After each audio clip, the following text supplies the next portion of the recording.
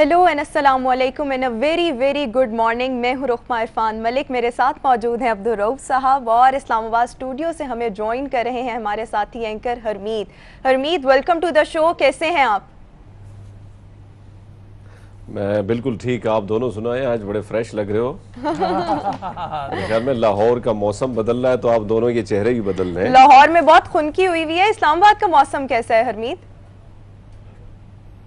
इस्लामाबाद का मौसम तो औसम ही होता है हमेशा की तरह और बड़ा फ्रेश। सुबह सुबह आप, क्योंकि कल 2-3 दिनों से बारिश हो रही थी। हाँ, आज बारिश नहीं है लेकिन बड़ा मजे का मौसम है। वैसे सही मज़े का मौसम है इस्लामाबाद में भी और लाहौर में भी। आज हम जब शो का स्टार्ट कर रहे हैं तो आपको बताएं कि वो तमाम लोग जिनमें कुछ ना कुछ पोटेंशियल है और वो कुछ करना चाहते हैं, बिजनेस करना चाहते हैं, या वो लोग जो जॉबलेस हैं या जिनके पास आइडियाज़ नहीं है बिजनेस स्टार्ट करने के, हमारे साथ एक सक्सेसफुल एंटरप्रेन्योर मौजूद हैं। इनको हमने स्टूडियो में इन्वाइट किया है। शकील अहमद, अस्सलाम वालेकुम, welcome to the show. Walaikum assalam. कैसे हैं आप? Thank you very much. I'm good, and thank you very much for inviting me here. And I'm really looking forward to it, to discuss entrepreneurship and the situation in Pakistan. Currently आप 100 से ज़्यादा business कर रहे हैं। किस तरह से ये आपको आइडिया आया और आपने एक अपना प्रोजेक्ट भी स्टार्ट किया हुआ है मेगा 6 प्रोजेक्ट के नाम से, जिसमें आप प्लेटफॉर्म प्रोवाइड कर रहे हैं ना सिर्फ ओवरसीज़ पाकिस्तानी को बल्कि लोकल बिजनेस कम्युनिटी को भी? देखिए, आइडिया अपनी एक हिस्ट्री है, लाइफ है। यहाँ यूईटी लाहौर से मैं पढ़ा, यूके गया, वहाँ से मैंने मास्टर्स की। कुछ अर्सा धक्के खाने के बाद अपने बिजनेस स्टार्ट किए तो अल्लाह ने बहुत ज़्यादा कामयाबी दी। तो हमेशा से एक चीज़ जहन में आती थी कि पाकिस्तान, जिसमें जब हम कंपेयर करें टैलेंट को ऑल ओवर द वर्ल्ड, मेरे ख्याल में यहाँ का नौजवान, यहाँ की ज़मीन में वो टैलेंट निकलता जो कहीं और नहीं है। लेकिन एक मसला होता है कि गाइडेंस नहीं है। एंटरप्रेन्योरशिप का जो सारा आइडिया है, सारी एजुकेशन है, वो यहाँ उस तरह से नहीं मिल पाती। तो व्हेन आई गॉट सक्सेस, तो मेरा बस यही था कि यार बाकी जाके ना वापस सबको मैं बताऊं कि कितना आसान है। सिर्फ you need determination and good idea, you put them together, work hard, तो अल्लाह बहुत बड़े लेवल पे कामयाबी देता है। So that was my motivation. Shakeel, आप बेसिकली तो इंजीनियरिंग के शोबे से मुताल्लिक हैं और आपने जो काम किया है वो भी इंजीनियरिंग के शोबे का है। सबसे पहला मोटर बाइक आपने 100% जो बनाई यहाँ पे, तो ज़रा उस प्रोजेक्ट के बारे में भी बताइए और फिर ये ख्याल कैसे आया, जबकि इस वक्त एक भरमार है हमारी मार्केट में, चाइना से ख़ास तौर पे पार्ट्स इंपोर्ट करके उनको जोड़ के और वो कहते हैं बाइक्स बना दें। अब तो गाड़ियों की भी सूरत हाल वही होने लगी है। तो इसमें आपने कैसे सोचा कि एक 100% पाकिस्तान की बनी चीज़ जो है वो कामयाब हो जाएगी? क्योंकि आइडिया कोई भी उसकी कामयाबी के लिए सबसे पहले तो ये है ना कि हिम्मत करे आदमी। बिल्कुल, देखिए, सबसे पहले एक जो मोटिवेशन एक तरफ थी कि अपना जो यूथ है उसको मोबिलाइज किया जाए एंटरप्रेन्योरशिप की तरफ। दूसरा ये था यार, मेड इन पाकिस्तान को दुनिया में इज्जत दो। मसला क्या है कि हम खुद इज्जत नहीं देते। बड़ी ज़बरदस्त प्रोडक्ट्स बन रही हैं, देखें आप सियालकोट में जाते हैं, एब्सोल्युटली अमेजिंग। वहाँ जो चीज़ें बन रही हैं, दुनिया के जो टॉप के ब्रांड्स हैं वो सेल कर रहे हैं अपना ठप्पा लगा के। तो हमारे जहन में हमेशा से ये था कि चाइना से सारी की सारी जो प्रोडक्ट्स हैं यहाँ बिक रही हैं, उनकी क्वालिटी जैसी भी है, लेकिन क्योंकि वो सस्ती हैं, तो हम क्या करते हैं, हमारी एक पूरी पीछे रिसर्चर्स की टीम है, खुद इंजीनियर हूँ, मेरे सारे जो पार्टनर्स हैं वो भी इसी फील्ड से रिलेटेड हैं। तो वो हर वक्त रिसर्च करते रहते थे कि क्या नई चीज़ आ रही है जो दुनिया में। तो चाइना पे हमने रिसर्च की कि वहाँ आज से 10 साल पहले जाएँ, सारे मोटर बाइक्स जो पेट्रोल पे फ्यूल है, आलूदगी होती है उससे, उन्होंने 10 साल के अंदर अंदर 95% अपनी जो है वो कन्वर्ट कर लिया। तो वी न्यू कि ये वेव पाकिस्तान में आने लगी है। लेकिन हमने चाइना को या दूसरे ममालिक से जो बाइक्स हैं उनकी बजाय अपनी बनानी है। हमने क्या किया, यहाँ आके हमने बहुत से नौजवान उनके साथ मिलकर ट्रेनिंग स्टार्ट की, आइडियाज़ शेयर हुए, फिर हमने कुछ मॉडल्स ऐसे पकड़े कि इस तरह के हमने पाकिस्तान में बनाने हैं, उस पर काम करना शुरू किया। लेकिन वैसे जो काम हम रिसर्च पे है वो 10-15 साल से कर रहे थे। हमें पता था कि ये टाइम आना है। जिस तरह टेस्ला ने दुनिया में इलेक्ट्रिक में आके धूम मचा दिया है, वही काम अल्लाह का शुक्र है कि हम यहाँ कर रहे हैं। और आइडिया कहाँ से आया यार, अपने मुल्क की प्रोडक्ट हो, क्वालिटी की प्रोडक्ट हो, तो आपको पूरी दुनिया इज्जत देगी। हम क्योंकि वो चाइना की तरफ जाते हैं, हम क्योंकि दुनिया की तरफ देखते हैं, तो इससे जो है ना वो रुतबा जो मिलना चाहिए वो नहीं मिल रहा पाकिस्तान को। जी हरमीत। शकील अहमद साहब, बहुत अच्छी बात आपने की कि हमारे पास टैलेंट भी है, चीज़ें भी हम बना लेते हैं, लेकिन ठप्पा कोई और लगा लेता है। और ये है, ऐसा ही है बाहर दुनिया में, फिर हमारी चीज़ों पे ठप्पा किसी और का लग के वो मार्केट में सेल होते हैं। लेकिन ये बताइएगा कि आपने जिस तरह ये बाइक बनाए हैं, सबसे बड़ा मसला होता है क्वालिटी का। तो हमारे यहाँ ये शिकवा भी किया जाता है। अगर हम देखें आजकल के जितने भी नौजवान हैं वो हैवी बाइक पे चले गए हैं और वो ज़्यादातर जिनको ज़्यादा सस्ता मिलता है तो वो उसी तरह वहाँ से ले लेते हैं। अब आप जो नौजवान हैं उनको कैसे इंश्योर कर रहे हैं कि जो क्वालिटी वाइज हमारा जो ये प्रोडक्ट है ये कितना कंफर्टेबल है और कितना ये इसकी क्वालिटी बेस्ट है दीगर से, जो हम चाइना के लेते हैं, दीगर के लेते हैं? देखिए, जो हम वर्किंग कर रहे हैं सबसे पहले उसमें ये होता है कि जो मिनिमम उसकी क्वालिटी हो वो जो चाइना की प्रोडक्ट्स हैं उससे बेहतर हो, क्योंकि उसमें कॉस्ट फैक्टर आ जाता है। आपने नौजवानों को मेंशन किया, आप हैवी बाइक्स को मेंशन कर रहे हैं, आपने ख़वातीन को और नौजवान लड़कियों को मेंशन नहीं किया। ठीक है। ये कॉलेज में जाती है, ये यूनिवर्सिटी में जाती है, ये काम पे जाती है।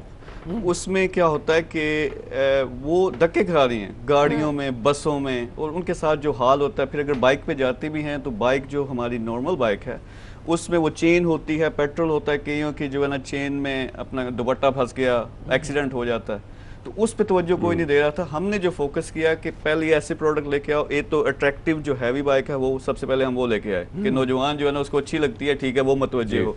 लेकिन जो हम असल काम कर रहे हैं वो एक स्कूटी है जो खवातीन चला सकती हैं, ठीक है, बाइज्जत तरीके से। तो वो हमने सबसे पहले बनाई और उसको हमने लॉन्च किया हैवी बाइक के साथ। और फिर हमने एक और जो काम किया वो ये था कि गैप था बहुत बड़ा मार्केट के अंदर, वो ये था एक तरफ बाइक्स हैं जो मोटरसाइकिल्स हैं, दूसरी तरफ है साइकिल। हमने दोनों को कंबाइन करके हाइब्रिड बाइसाइकिल बना दी। ठीक है। अब वो है भी सस्ती, कोई भी हमें कम्पीट नहीं कर सकता प्राइस में, मेड इन पाकिस्तान फुली, और वो बहुत ज़बरदस्त चीज़ है। यानी आप पैडल, जब आपने एक्सरसाइज करनी है पैडल मारो, जब आपने मोटरसाइकिल की तरह चलाना है रेस दो। तो यानी कि वो ख़वातीन जो अपने घरों से बाहर जाती हैं और कईयों के पास इतने वसाइल नहीं होते, हर कोई गाड़ी तो अफोर्ड कर नहीं सकता, लोकल बसेस पे ट्रैवल करती हैं, उनके लिए ये अच्छी बात है कि आप उनके लिए स्कूटी जो है वो निकाल रहे हैं। तो ये जो आपकी ये जो तमाम चीज़ें हैं, ये जो प्रोडक्ट्स आप बना रहे हैं, ये अवेलेबल कहाँ पर हैं? इनकी प्राइस रेंज कैसी है? अगर किसी को बाय करना हो तो वो कहाँ से बाय करे? अच्छा, हमारा जो कंपनी है ना, अगर कोई भी सर्च करे, मेगा इलेक्ट्रिक उसका नाम है, जो सेल कर रहे हैं, we are creating one of the biggest network, जो डीलर्स का नेटवर्क है पूरे पाकिस्तान में। लेकिन हम क्या करना चाह रहे थे कि हम कॉस्ट मिनिमम रखना चाह रहे हैं, because we have to compete, जो हमने चाइना से कम्पीट करना है और दूसरे ममालिक से।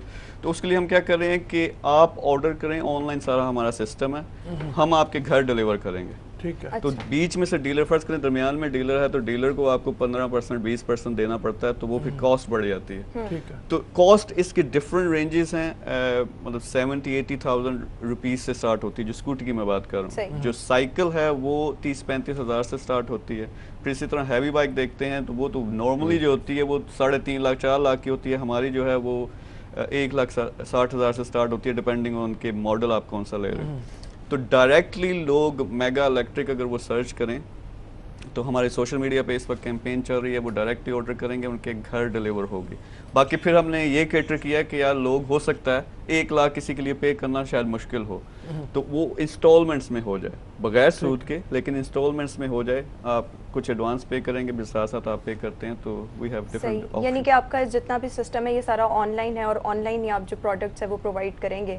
अच्छा, यहाँ पर मैं आपके बिजनेस से मुतालिक पूछना चाहूँगी, ये मेगा 6 जो प्रोजेक्ट आपने स्टार्ट किया है ये बेसिकली है क्या? क्योंकि इसमें आप ओवरसीज़ पाकिस्तानियों को भी इंगेज कर रहे हैं और जो यहाँ की लोकल कम्युनिटी है, बिजनेस कम्युनिटी, उनको भी ये प्लेटफॉर्म मुहैया कर रहे हैं। तो किस तरह से कोई अपना बिजनेस स्टार्ट कर सकता है? आइडियाज़ मतलब आप किस तरह से, क्योंकि अभी आप जब हम शो से पहले आप बता रहे थे कि आप सीईओज बनाते हैं, आइडियाज़ आपके होते हैं, सीईओज बनाते हैं, तो ये काम कैसे मुमकिन है?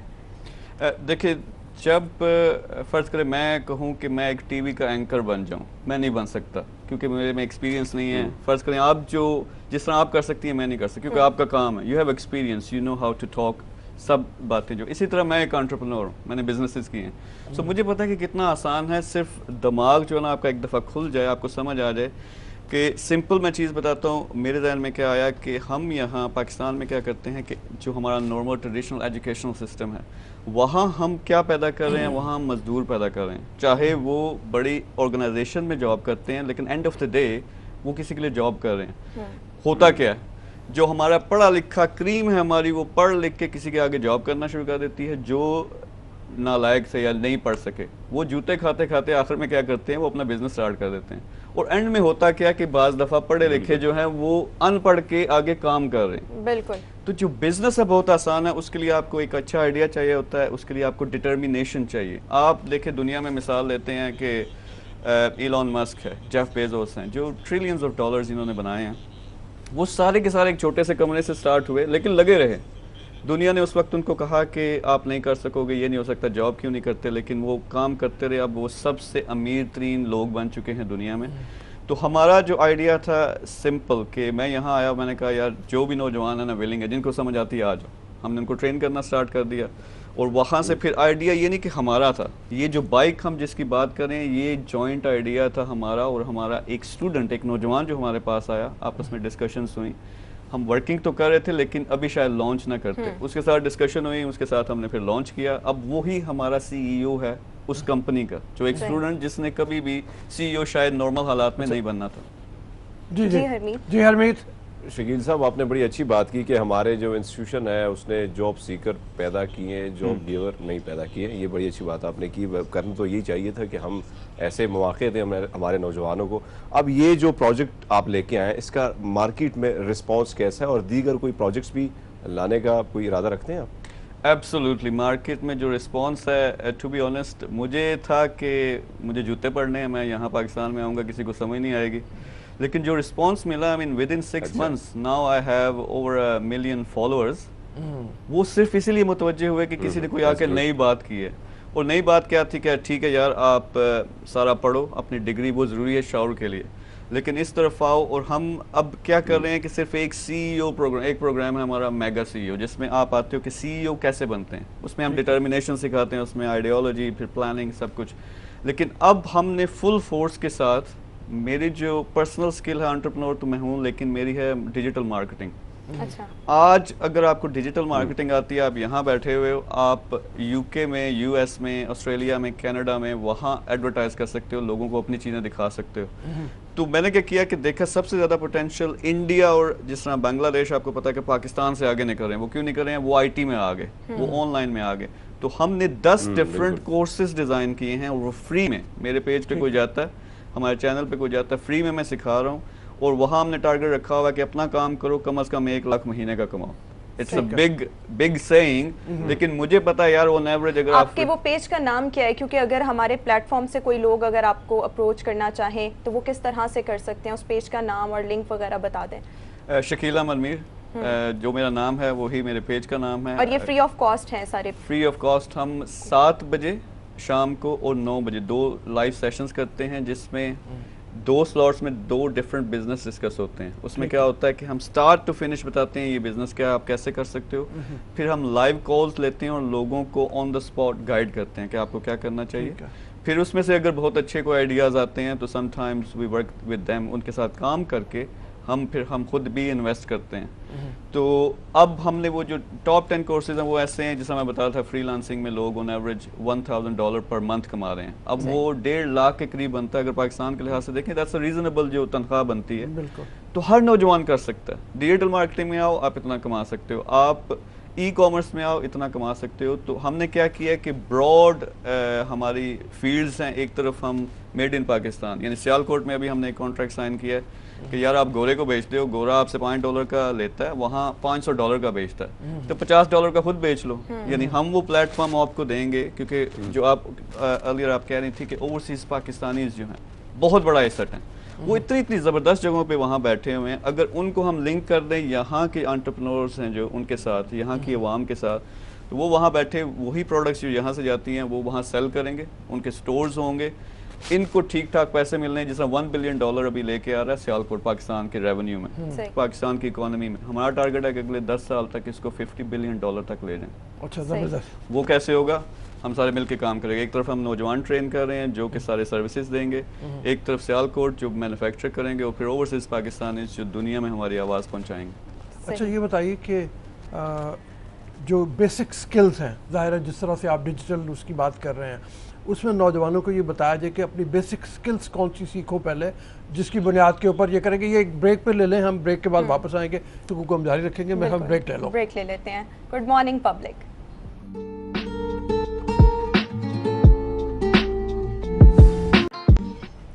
Welcome back and good morning public. आज हम शो में बात कर रहे हैं ऐसे वो नौजवान जिनमें पोटेंशियल बहुत ज़्यादा है लेकिन उनके पास गाइडेंस कोई नहीं है, उनको गाइड करने वाला कोई नहीं है। तो हमारे साथ एंटरप्रेन्योर शकील अहमद मौजूद हैं और इनके ऑनलाइन ट्रेनिंग सेशन कोर्सेज भी हैं और तमाम लोग इनके जो सेशंस हैं वो ऑनलाइन भी अटेंड करके उससे इस्तेफादा हासिल कर सकते हैं। रऊफ साहब, आप स्किल्स की कोई बात कर रहे थे ब्रेक पर जाने से पहले। जी बिल्कुल, वो मैं ये कह रहा था कि बेसिक स्किल्स नौजवानों को इस हवाले से कि उनकी एजुकेशन उस तरफ की डायरेक्शन में जा रही हो।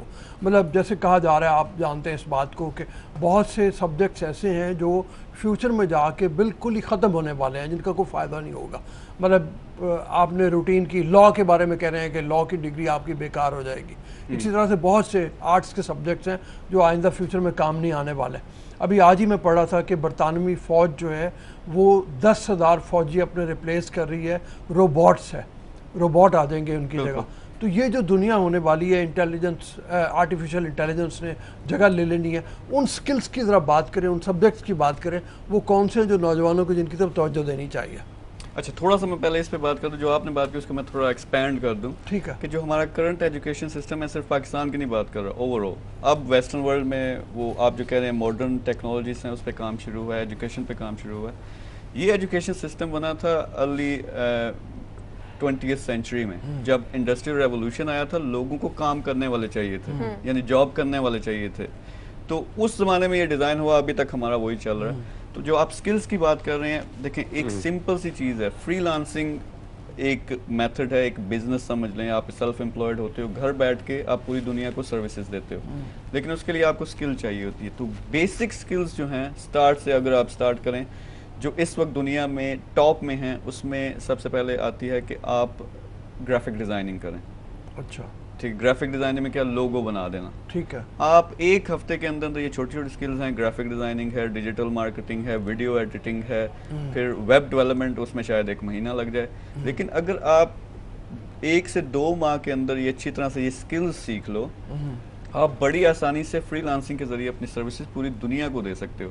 और जब आप वेस्टर्न वर्ल्ड में जाते हो तो आपको अच्छे खासे उसके पैसे मिलते हैं। तो ऑन एवरेज, जैसा मैंने कहा, फाइवर एक प्लेटफॉर्म है जहाँ पे अगर हमारे सारे नौजवान वो जाएं, अपने अकाउंट बनाएं, वहाँ अपनी सर्विसेज ऑफर करना शुरू करें। ओबियसली उसका एक मेथड है, लेकिन आप ऑन एवरेज $1,000 कमा सकते हो। सही। तो आज की दुनिया में जो टॉप स्किल्स हैं, उसमें डिजिटल मार्केटिंग एक बहुत ज़बरदस्त चीज़ है। आप ग्राफिक डिज़ाइनिंग सीखें एक और, फिर वेब डेवलपमेंट है, फिर ई कॉमर्स का देखें क्या हुआ, कोरोना आया, सारे जो स्टोर्स बने हुए थे, दुकानें बंद करो या आप अंदर जा नहीं सकते। तो लोगों ने क्या करना शुरू किया, उनको अक्ल आई कि यार हम ऑनलाइन स्टोर बना लेते हैं, वहाँ ऑनलाइन बेच लेते हैं। अब उनके पास वो टेक्निकल स्किल नहीं थी। अब 70 साल का एक बाबा है, उसका बड़ा अच्छा बिजनेस फिजिकल रन हो रहा था, लेकिन जब उसे ऑनलाइन ज़रूरत पड़ी कि मैं स्टोर बनाऊँ, कौन बनाए?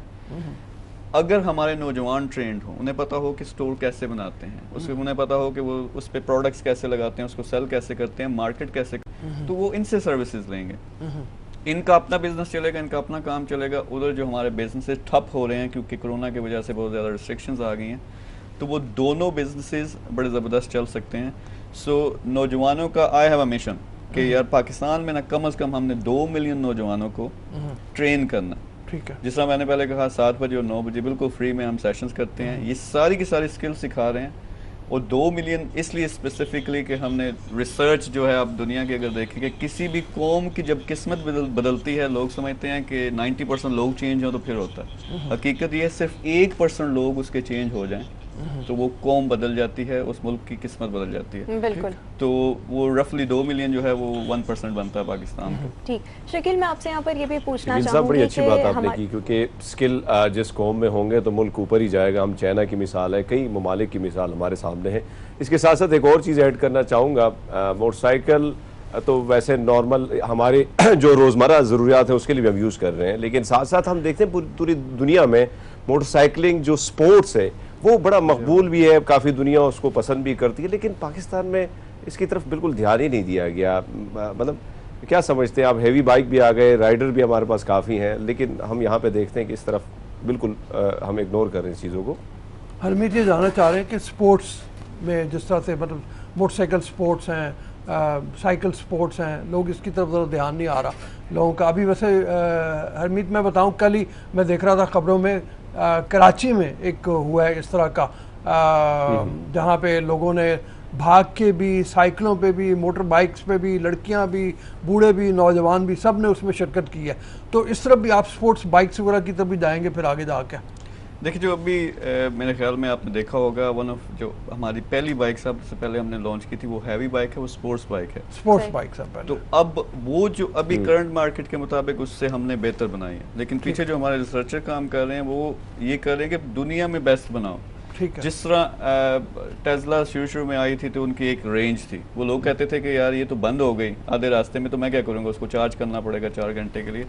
तो हम वो पीछे रिसर्च कर रहे हैं कि ये 500 मील तक या 1000 मील तक भी बाइक ऐसी बनाएं कि वो एक चार्ज में पहुंच जाए, और फिर रिप्लेसेबल बैटरी हो।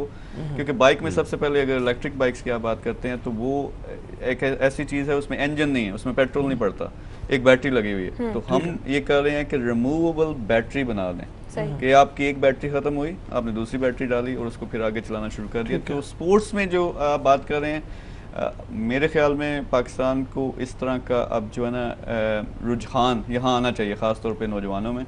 और हम बल्कि ये करने लगे थे, एक पूरा कारवान लेके ना अपनी स्पोर्ट्स बाइक लेके वो पूरे पाकिस्तान में चक्कर लगाने लगे थे। ये कोरोना की वजह से थोड़ा रुक गए, हालात थोड़े बेहतर होते हैं तो वो करते हैं। सो आई कम्प्लीटली एग्री कि नौजवानों को ख़ास तरफ इस तरफ आना चाहिए, stylish as well as healthy, exercise, सब कुछ। नौजवानों की तो आपने शकील बात कर दी। हमारे यहाँ ख़वातीन, बहुत सी ख़वातीन ऐसी हैं, बहुत अच्छी डिग्रीज भी उनके पास होती हैं, लेकिन शादी हो जाती है क्योंकि कल्चर ऐसा है, और बड़ी अर्ली भी कई लोगों की शादी हो जाती है और वो आगे जाकर काम उस तरह से नहीं कर सकती। यहाँ तो बहुत से लोगों पर रिस्ट्रिक्शंस होती हैं कि वो घर से बाहर निकल कर कोई जॉब कर सकें। इवन हमारे यहाँ पर डॉक्टर्स ऐसी हैं जिनके पास MBBS और इससे हाईली क्वालिफाइड होती हैं, डिग्रीज होती हैं, लेकिन उनको बाहर काम करने की इजाज़त नहीं मिलती।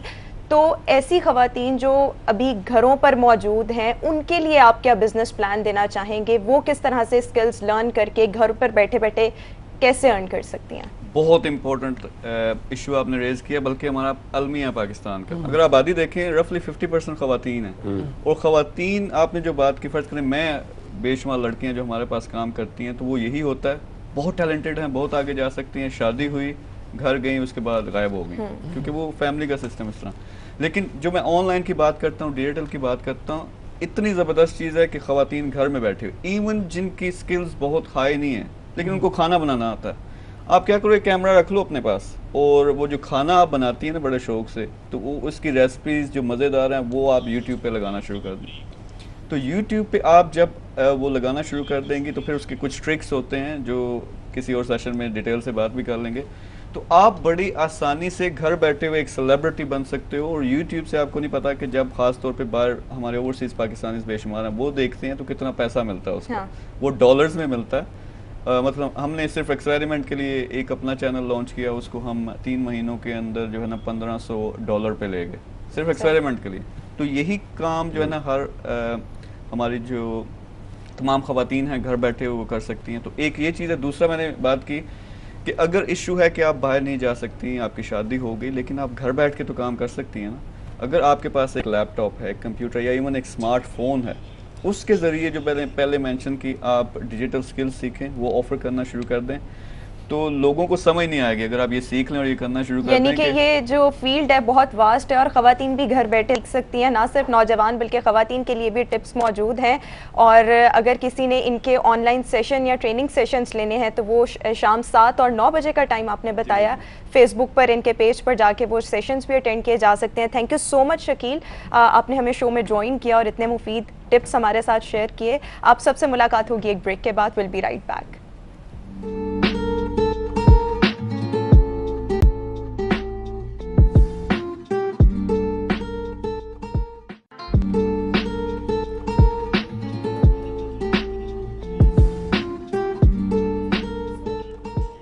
Welcome back and good morning public. Break से पहले हमने आपको बड़े मुफीद टिप्स आपके साथ शेयर किए बिजनेस के हवाले से। अभी रऊफ साहब अपने नाज़रीन को थर पार्कर की सैर कराना चाहेंगे। बिल्कुल, थर पार्कर वैसी हमारी कल्चरल रिवायत में अगर आप देखो तो बड़ी रंगारंगी उसमें है। और मर्द, ख़वातीन, बच्चे, खास शौक रंग के कपड़े पहन के, बिल्कुल। और वो जिस तरह से जाते हैं वो दिल को बड़ा लुभाता है वो। और वहाँ पर सिंध भर से लोग शिरकत करते हैं, तो बड़ा ज़बरदस्त किस्म का ये फेस्टिवल है जिसका इनेकाद किया गया था। मेरे ख्याल में 3 रोज़ का था ये। 3 रोज़ तो का चल के देखते हैं पहले इसकी रिपोर्ट एक, और फिर इसके उम्मीद है रिपोर्टर हमारे साथ मौजूद होंगे, उनसे भी बात करेंगे। पहले चले रिपोर्ट देखते हैं चल के थर पार्कर के फेस्टिवल की। के स्पोर्ट्स ग्राउंड में 3 रोजा थर फेस्टिवल थर बदलेगा पाकिस्तान के अनवान के तहत फेस्टिवल मुनक्किद किया गया। फेस्टिवल में थर के हैंडीक्राफ्ट्स, खाने के स्टॉल, ऊँटों का रक्स और बच्चों के टैबलोस वगैरह पेश किए गए। पाक आर्मी की जानिब से डाक शो, जंपिंग, मोटर रेसिंग, घोड़ों और ऊँटों की रेस का एहतमाम किया गया। फेस्टिवल में चीन के कौंसलर ने रवायती पगड़ी पहनकर शिरकत की। थर रंग फेस्टिवल में सिंध भर से लोगों ने शिरकत की। थर में इस टाइप के जो एग्जीबिशन लगने चाहिए, बहुत अच्छा इनिशिएटिव है। आपने देखा होगा थर के लोग ज्यादातर आते हैं, बच्चे आ रहे हैं स्कूलों से। थर का जो एक और साइड है वो दिखाई हमने की अगर सहराए थर में सालाना बुनियादों पर ऐसी सरगर्मियों का इनेकाद किया जाए तो इलाके में माशी तरक्की के रास्ते खुल सकते हैं। कैमरा टीम के साथ रफीकुर रहमान, पब्लिक न्यूज। बड़ा ज़बरदस्त किस्म का ये फेस्टिवल था, बड़ा रंगीन फेस्टिवल था थर पार्कर में। रंगीन, हाँ। बिल्कुल बिल्कुल बिल्कुल। जो कपड़े मैंने जैसे पहली बात की थी कि ख़वातीन के कपड़े, मर्दों की पगड़ी बिल्कुल। वो ख़ास तौर पे देखने वाली होती हैं। सर्दियों में ये जैकेट जो पहनते हैं। अच्छा, फिर वहाँ की हैंडीक्राफ्ट्स बड़ी शानदार हैं। बिल्कुल। वो हैंडीक्राफ्ट्स देखने वाली हैं, पूरी दुनिया में मेरे ख्याल में वो पहचान बनती हैं।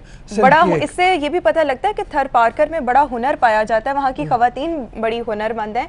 इसी सब पर बात करेंगे, हमारे रिपोर्टर रफीकुर रहमान हमारे साथ मौजूद हैं। रफीक, बताइएगा इस फेस्टिवल के हवाले से। बड़ा रंगीन कलरफुल सा ये फेस्टिवल था, 3 रोज़ा फेस्टिवल था और पूरे सिंध से लोगों ने इसमें शिरकत की। जी बिल्कुल बिल्कुल। ये थरपारकर जिले में हेडक्वार्टर के शहर मिट्टी में ये 3 रोजा का रंगीन फेस्टिवल मुनक़द किया गया, जिसका नाम था थर बदलेगा पाकिस्तान और थर रंग फेस्टिवल, जिसमें सिंध भर से लोगों ने शिरकत की और थर के हैंडीक्राफ्ट और थर की सब्जियां और थर की काश्तकारी और थर के पुराने चीजें को की नुमाइश की गई और उस बड़े तादाद में सिंध भर से और मुख्तलिफ जिला से आए हुए लोगों ने सारी हैंडीक्राफ्ट, गाज, चोले, पर्स और जो भी जूते वगैरह थे सारी वो खरीदे और बच्चों ने बहुत इंजॉय की। और थर के सकाफती जो खेल जैसे ऊँटों का रक्स और घोड़ों के रेस और उसके अलावा मलाकड़े और पाक आर्मी के जानिब से जंपिंग, मोटरसाइकिल रेस। रफीक, आपने बहुत अच्छा पैकेज बनाया और पूरी पब्लिक को आपने दिखाया, बड़ा अच्छा काम आपने किया। वैसे ये बताइएगा कि क्या ये फेस्टिवल जो है हर साल ही होते हैं या पहली बार इधर ये अरेंज किया गया था? जी बिल्कुल, थर पार्कर जिले में ये पहले मरतबा इस 3 रोजा फेस्टिवल का इनेकाद किया गया था। इसी से पहले कभी नहीं हुआ है। जबकि लोगों का यही कहना है कि ऐसे थर पार्कर एक सहरा है और पीछे बड़ा पसमानदा इलाका है, जहाँ ऐसे सेहतमंद सरगर्मियां होने से इंटरटेनमेंट के साथ लोगों को इंटरटेनमेंट भी दी जाए ताकि वो अच्छी फिजा में जी सके। जी अच्छा, ये बताओ रफीक के। बिल्कुल, आपने सही बात की कि एंटरटेनमेंट होनी चाहिए। रूब साहब। जी जी जी हरमीत। बस हाँ, मैंने कहा थर बड़ा रिच है। वैसे जिस तरह इन्होंने रहमान ने बात की, तो वहाँ पे इस तरह के फेस्टिवल, क्योंकि वहाँ पे हम देखते हैं सिर्फ पानी और ये बहरान के हवाले से काफ़ी सारी चीज़ें पाई जाती है, लेकिन अगर आप देखें तो रिच है पूरा कल्चर जो है वहाँ का। ये दिखाना है हमने पूरी दुनिया को। हाँ बिल्कुल। और रूब साहब, क्या ख्याल है आपका? वैसे आप तो गए भी हैं। बिल्कुल बिल्कुल। और मैं ये बताऊं कि एक चीज़ जिसकी कमी है वो रफ़ीक से हम पूछ भी लेते हैं। रफ़ीक, ये बताओ कि अब जब आप अगले साल करेंगे, ज़ाहिर है जिन लोगों ने ये देखा है, फेस्टिवल रिपोर्ट्स देखी हैं, वो चाहेंगे अगले साल जाके शिरकत करें वहाँ पे, तो लोगों के आके रहने के लिए, लोगों के ठहरने के लिए काफ़ी अच्छी तादाद में कोई जगह मौजूद हैं ऐसी? देखिए बिल्कुल, ये बड़ा इलाका है जहाँ रहने के लिए बहुत अच्छी जगह मौजूद है, राय वगैरह है। ये ऐसा बना सुइटेबल सहरा है। बहुत मेहरबानी रफीक। अच्छा से चलते हैं सिब्बी की तरफ। सिब्बी की तरफ एक फेस्टिवल यहाँ पे हुआ है, एक वहाँ पे हुआ है, और वो बेसिकली एक फंक्शन है राइफल शूटिंग का, चल के वो देखते हैं नौजवानों को। असल में बात यह है कि हर इलाके के कल्चर के मुताबिक इस तरह की चीज़ों का इनकाद होता है, और यही सबसे बड़ी बात है कि अगर थर पार्कर में हैंडीक्राफ्ट्स हैं, रक्स है, मौसीकी है, तो बलूचिस्तान में लोग गन्स को, राइफल को, निशानेबाजी को पसंद करते हैं। और उसमें राइफल 300 से ज़्यादा राइफल शूटर्स ने हिस्सा लिया है, और मतलब हर एक ने अपने फ़न का उस तरीके से मुजाहिरा किया है जो, तो वो देखते हैं चल के। चलिए आइए देखते हैं सिबी का जो एक राइफल वहाँ पे टूर्नामेंट का इनेकाद किया गया था राइफल शूटिंग के हवाले से, वो देख। वतन दोस्त राइफल शूटिंग क्लब सिब्बी के ज़ेरे एहतमाम पहला all Balochistan rifle shooting tournament Luni गांव में मुनक्किद किया गया। राइफल शूटिंग टूर्नामेंट के मेहमान खसूसी FC बलूचिस्तान के कर्नल बिलाल अहमद थे। राइफल शूटिंग टूर्नामेंट में 300 माहिर मायानाज निशानाबाजों ने हिस्सा लिया। निशानाबाजों ने मुख्तलिफ फासले से राइफल शूटिंग में अपने अपने जोहर दिखाए। इस मौके पर राइफल शूटर्स ने FC बलूचिस्तान का शुक्रिया अदा करते हुए कहा कि ऐसे मुकाबलों के इनकाद से आवाम को तफरीह के बेहतर मौके फराम होते हैं, पर जिला इंतजामिया सिब्बी की जानिब से हमारे साथ कोई भी ताउन नहीं किया गया। वतन दोस्त क्लब सिब्बी के जो लोग हैं उन्होंने बहुत सा इसमें मेहनत की, ताउन नहीं किया, अपने मदद आप के तहत ये बर्ड बनाया। अच्छा प्रोग्राम जा रहे हैं। वतन दोस्त राइफल सिब्बी को मुबारकबाद पेश करता हूँ। आप पेशीन, मुस्लिम बाग, खुजदार, कल्लात, मस्तंग, बोलान और कोयटा के 3-4 क्लब्स हैं, तमाम शामिल हुए हैं हमारे साथ। इस मौके पर राइफल शूटर्स की हौसला अफजाई करते हुए कर्नल बिलाल अहमद ने कहा कि इंशाअल्लाह IGFC बलूचिस्तान की जानिब से शूटर्स के साथ भरपूर ताउन किया जाएगा। जान साहब ने कि ये डिप्टी कमिश्नर साहब का भी हक बनता है, हमारा भी हक बनता है, और इंशाअल्लाह इसके लिए मैं आपको यकीन दहानी कराता हूँ जो मेरे से भरपूर कोशिश हो सकती है। मैं IGFC साहब को भी इंशाअल्लाह जो शूटिंग के पॉइंट ऑफ व्यू से जो चीज़ें हैं वो इंशाअल्लाह मैं कम्युनिकेट करूँगा। राइफल शूटिंग मुकाबलों में पहली पोजीशन अमीर मावरिया क्लब कोयटा, जबकि दूसरी पोजीशन नूरुल जमान शाहीन क्लब कोयटा और तीसरी पोजीशन शाह बुजुर्ग क्लब लोहरलाई ने हासिल की। इस मौके पर कर्नल बिलाल अहमद ने राइफल शूटर्स में शील्ड और नकदी तकसीम की। ऐसे मुकाबलों से अवाम को बेहतर तफरीह के मौके फराम होते हैं। किसी भी माशरे में खेल और सकाफत उसका एक लाजमी जुज है, वही इसकी पहचान है। कैमरा टीम के साथ reporter Kamran Ahmed, public news Sibi Balochistan. ऐसे मुकाबलों से बिलाशुबा बेहतर तफरीह के जो मौके हैं वो आवाम को मुयसर आते हैं। लेकिन रऊफ साहब, वहाँ पर जो लोग हैं उन्होंने अपने ओन पर ये टूर्नामेंट जो था इसका इनेकाद किया, लेकिन हमें कामरान अहमद हमारे साथ मौजूद है। यही क्विक से क्वेश्चन उनसे पूछ लेते हैं। कामरान अस्सलाम वालेकुम।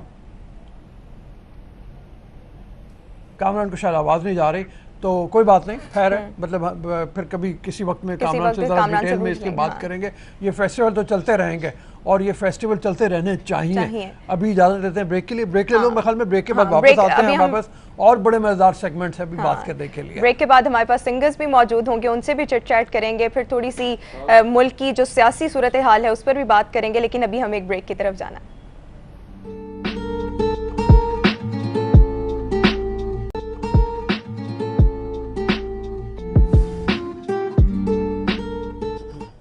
Welcome back and good morning public. अभी हमारे साथ पाकिस्तान के इमर्जिंग स्टार अम्मार बेग साहब मौजूद हैं। वारिस मीर साहब जो पाकिस्तान के नामवर वारिस जी हाँ, वो मेरे मुंह से वारिस मीर निकल गया। वारिस बेग के साहबजादे हैं, इनका एक इंट्रोडक्शन भी है। मीर साहब हमारे साथ थे, इसने वो मीर और वो मिला मेरे मुंह से निकल गया है। शकील मीर थे।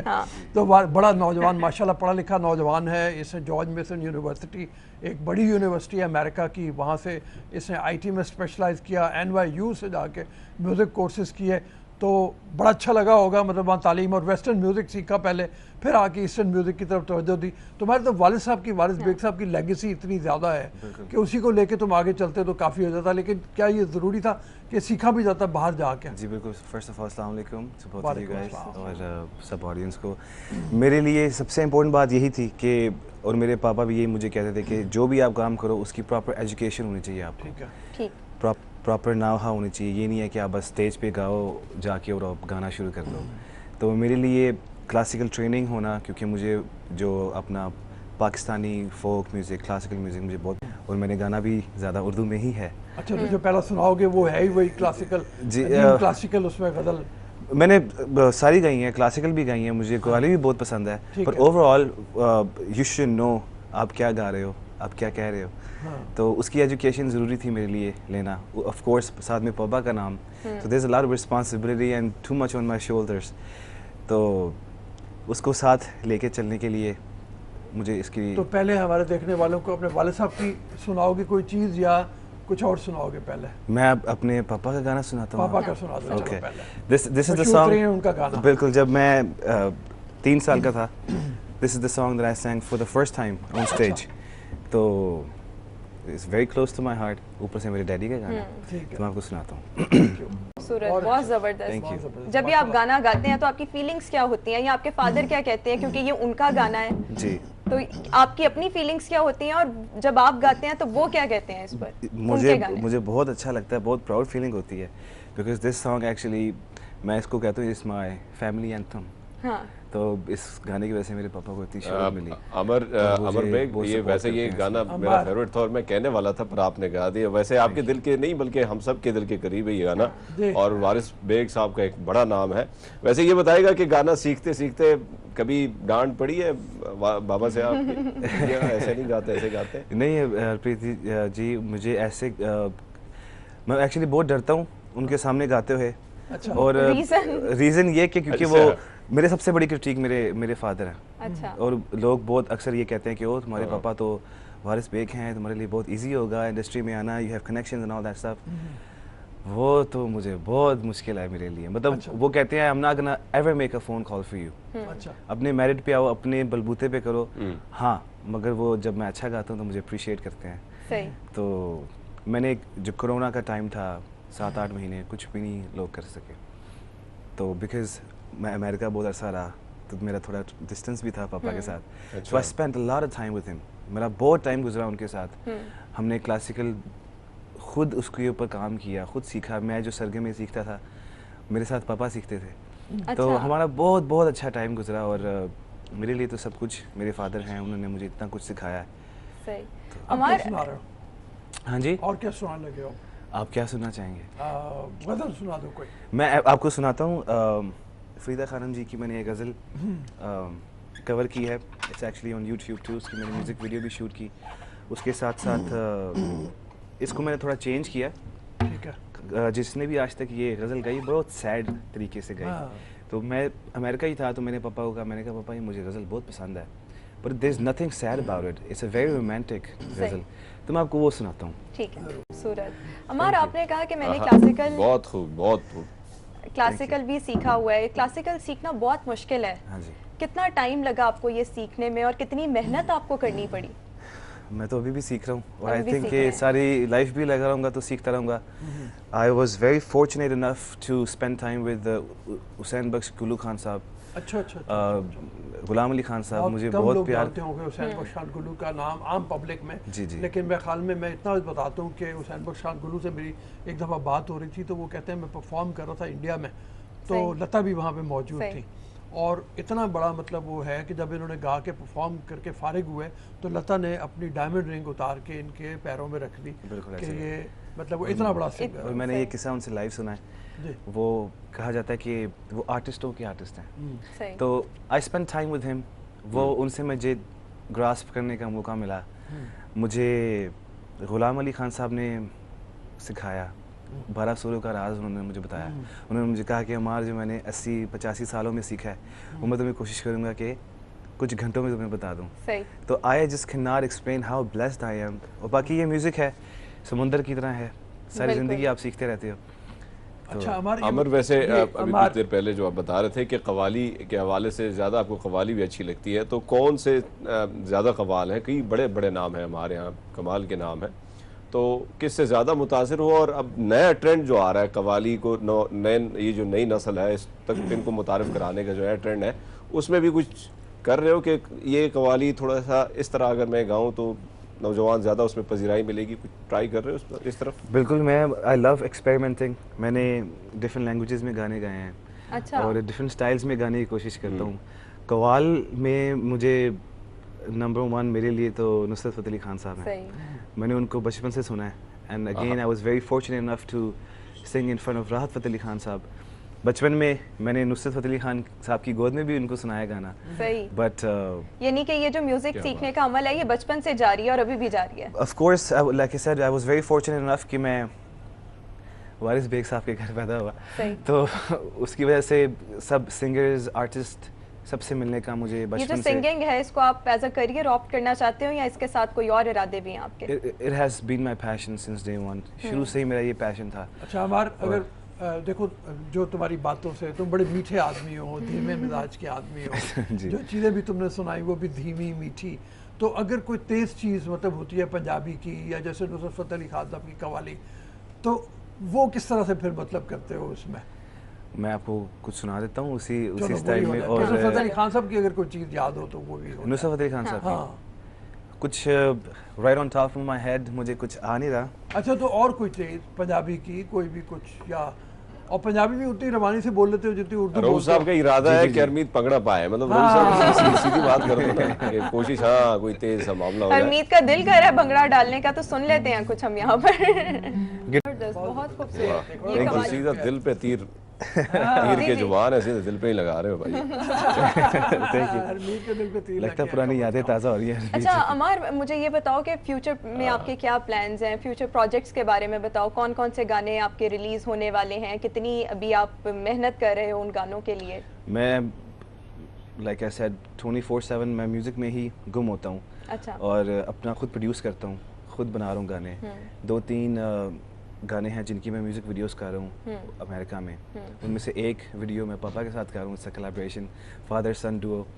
तो next month going to the US LA में, वहाँ पे एक फिल्म मेकर है उनके साथ कोलैबोरेशन। सही। जिस तरह से आपने कहा कि आप अपने फादर के साथ कोलैबोरेशन में भी एक गाना गा रहे हो, तो जब आपके फादर आपको गाता देखते हैं तो वो खुशी महसूस करते हैं? और अभी बाप बेटा मिलकर जब गाएंगे? बहुत बहुत। वो जो गाना है मेरा जब नवंबर में लॉन्च हुआ, मैंने और पापा ने उसको परफॉर्म भी किया था लाइव। अच्छा। It was a very mesmerizing moment, was very special। सुनते हैं मैं वो एक्चुअली गा नहीं सकता पापा के बगैर। वो उसमें कुछ लाइनें मेरी हैं और कुछ पापा की हैं, तो मैं चाहता हूँ कि आपकी लाइन है वो सुना दो। मैं आपको अपना ओरिजिनल सुनाता हूँ जो मेरा अपना है, जिसकी मैं म्यूजिक वीडियो कर रहा हूँ। I want to keep that special, कि वो लोग देखें तो एक ही दफा देखें। तो किसी वक्त फिर जब तुम हो आओगे तो फिर तुम्हारे वालिद को तुम्हें इकट्ठा बुलाएंगे इंशाल्लाह, जरूर डेफिनेटली। फिर इकट्ठा वहाँ तो this is my own original, मैंने खुद लिखा है, खुद इसका सब कुछ किया है। अच्छा, लिखा भी खुद है? उसकी 2 लाइनें आपको सुनाता हूँ। अब जो आप बता रहे थे कि आप LA जाने वाले हैं, जी, और 3 सॉन्ग्स आपने वहाँ पर रिकॉर्ड करने हैं, तो वो भी खुद लिखे हैं? मतलब उसमें वो भी खुद किए हैं। उनमें मैं ज़्यादातर पापा के साथ ही करता हूँ। ठीक है। और अगेन मुझे इतना एक्सपीरियंस नहीं था स्टूडियो में और सब कुछ काम करने का, so I always do vocals with my dad. तो उन तीनों में से एक गाना पापा का है, और ये जो मैंने भी गाया इसकी भी वीडियो करने जा रहा हूँ। अच्छा, कितना टाइम लगता है गाना लिखने में? क्योंकि लिरिक्स लिखना भी और मैच करना, उनकी राइमिंग स्कीम को मैच करना बहुत मुश्किल नहीं होता ये काम? गाने से ज़्यादा मुश्किल उसके लिरिक्स पर मेहनत करना। बिल्कुल। लिरिक्स आजकल हमारे मुल्क में अलमिया यह है कि लिरिक्सिस्ट की कमी है। पहले बहुत ज़्यादा लिरिक्स अच्छे लिखने वाले थे, रियाज़ुर-रहमान सागर जैसे, और काफ़ी अच्छे शायर थे। अब so I try to come up with hook lines. तो फिर मैं और पोइट्स के साथ लिरिसिस्ट के साथ बैठ के कोलैबोरेट करके उसको और अच्छा करते हैं। कभी कभी गाना ओवरनाइट बन जाता है। अच्छा। कभी कभी 1 महीना भी लग जाता है, तो आमद की बात है। और अच्छा, ये जो कहा जाता है कि जो लोग शायरी करते हैं या जो लोग सॉन्ग्स के लिरिक्स लिखते हैं उन पर एक आमद होती है जी। Is it true? वाकई आमद होती है? मेरे साथ भी ऐसे ही होता है। मैं बैठा होता हूँ, गा रहा होता हूँ, या मैं बेड ड्रिंकिंग टी, जहन में ट्यून बजना शुरू हो जाती है। तो अब लाइफ बहुत इजी हो गई है। फ़ोन को रिकॉर्डर ऑन किया और उसी वक्त हम कर लेता हूँ, फिर उसको और रिफाइन करो और सुनो। तो production is very easy now. अच्छा, हरमीत कुछ पूछना चाह रहे हैं? मैं अमर वैसे ये बहुत बड़ी रिस्पॉन्सिबिलिटी होती है कि आप इतना बड़ा नाम है वारिस बेग साहब का, फिर सेलिब्रिटी हैं बहुत बड़े और ये सारा कुछ संभालना बड़ा मुश्किल है। जिस तरह आपने इनिशियल में कहा, आपने सॉन्ग गाया, बड़ा अच्छा लगा उनका जो था कल शब। कोई और ऐसा सॉन्ग वारिस बेग साहब का जो आपको ज़्यादा उसके बाद कोई पसंद हो तो थोड़ा सा सुना दीजिएगा, हमें भी वो पुरानी यादें दोबारा ताज़ा हो जाएंगी बचपन की। जी ज़रूर, बचपन की यादें। देखिए मेरे पापा अगर देख रहे होंगे तो वो बड़ा आदमी है। ये भी तो ऐसा नौजवान आदमी है। अच्छा, रियली। हरप्रीत जी, मेरे पापा का गाना है जिस गाने की वजह से उनको नेशनल फिल्म अवार्ड मिला, very close to my heart, beautiful song. तो वो सुनाता हूँ आपको, संगम मूवी का। मीठा, मैंने जैसे कहा बड़ा मीठा मीठा आदमी है। Thank you very much for coming, it was a pleasure. और A+ के बहाल में हम खुदाफिज कहते हैं, खुदाफिज कहेंगे और पब्लिक न्यूज़ के नाज़रीन के साथ कंटिन्यू करेंगे, लेकिन एक ब्रेक के बाद। Good morning public.